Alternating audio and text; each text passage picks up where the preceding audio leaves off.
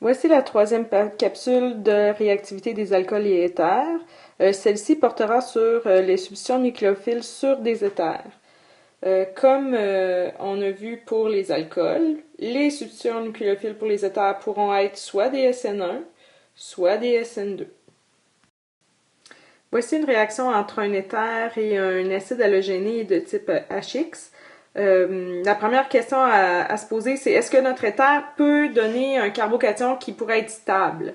Donc, il faut qu'on recherche, est-ce que notre éther a un carbone alpha qui pourrait être soit secondaire, soit tertiaire. Donc ici, on voit qu'on est en présence d'un carbone alpha qui serait secondaire, ce qui fait que ici, on pourra procéder à un mécanisme de type SN1 en 2 étapes, plus, bien entendu, l'étape de protonation. Dans l'étape de protonation, notre oxygène prend une de ses paires d'électrons libres pour aller chercher le H+ de l'acide, ce qui va nous donner un ion positif. Comme mon carbone alpha ici peut être un carbocation stable, ben, on va pouvoir avoir le départ non pas d'une molécule d'eau, mais d'un alcool ici qui sera le méthanol. À noter que cette réaction-là, cette partie de réaction-là demande du chauffage. Qu'est-ce qui va nous rester par la suite? Ben, c'est un carbocation.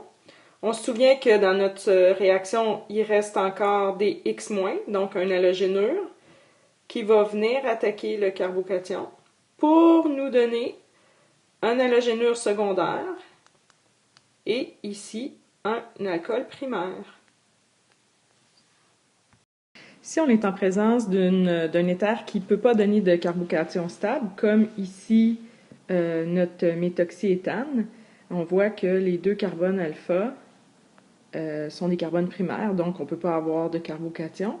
La réaction va se faire sous la forme d'un mécanisme de type SN2, mécanisme qui va se faire seulement en une étape, et il ne faut pas oublier qu'il va y avoir aussi une protonation. Les électrons de la liaison vont aller attaquer le H+, ce qui va nous donner un ion positif. Dans notre solution, on a toujours notre X- qui nous reste.